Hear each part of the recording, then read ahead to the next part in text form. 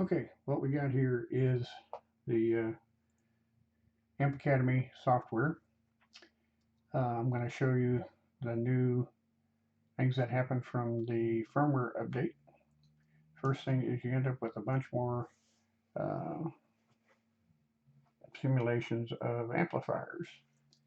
Um, you got a twin reverb, you got a super reverb, you got a deluxe reverb, a Vibro King, Dr. Z, Maz 38, an AC30, Cali Crunch, British Blues, Princeton on the vintage side, and on the brown side you got what he's calling fireman. I'm assuming it's a Friedman, British 800, Lone Star, which is a Mesa amp, dual rectifier, Soldano 100, British 2000. I'm not sure what that is. And these Iridium ones, the only one I can tell you for sure is Uber. It's probably the Bogner Uber shell. I'm not sure about these other two. Another thing is it comes with a bunch of impulse responses, and you can add another batch of impulse responses of your own that you either create or download. Also, it functions as a USB audio interface.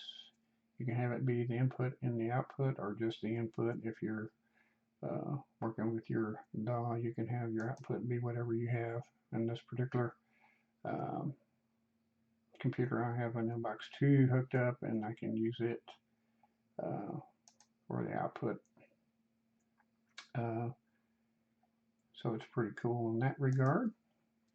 You've got input and output volume and your DI volume. This changes scenes. What scenes are enables you to have a particular amp selected and turn these functions on and off during in the scene. You got noise reduction, and you can set the either noise gate, sensitivity, and decay, and or you can turn it off and on. You got some stop box effects here.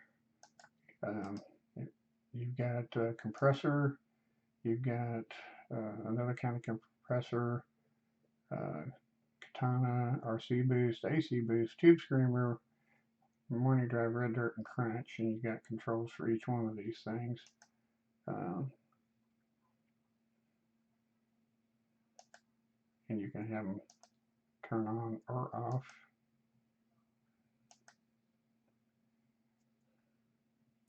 In a scene.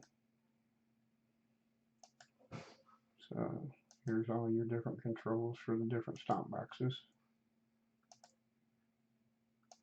as they were.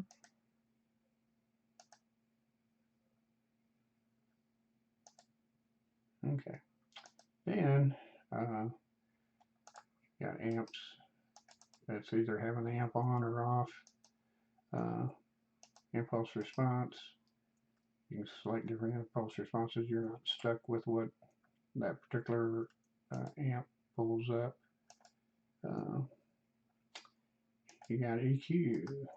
You got a 6-band EQ that you can select, and it's plus or minus 15 dB, and you can pull mids out if it's starting to sound a little tubby to you.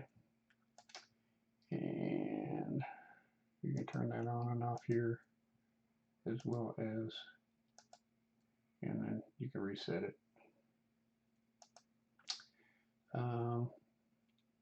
The center return is either there or not. In the reverb, you have room reverb, hall reverb, plate reverb, spring reverb, and what they call damp. Typically, I'm going to use the spring reverb because I want it to sound like the spring in the amp that it was using.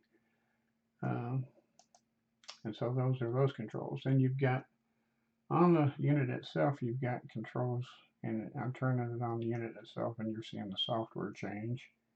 You got bass, you got middle. Here's the master, treble. And if I had a patch that used the boost control, that would be showing up.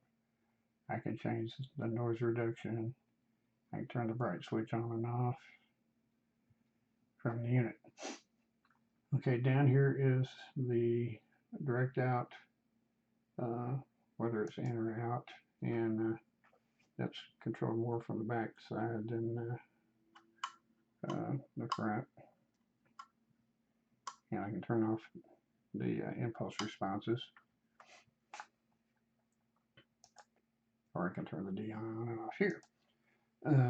So you can have a DI without impulse responses or with impulse responses, depending upon how you have the switch on the back of the unit switched. This is stuff to change the levels of the impulse responses and the low and high cut filters on there. This is how you save something to the unit, and here you can have 3 scenes per amp. So if I go to the super reverb, I can have 1, 2, 3 scenes where I turn different things on and off via the scene selection, and I can select those scenes via the flip switch as well.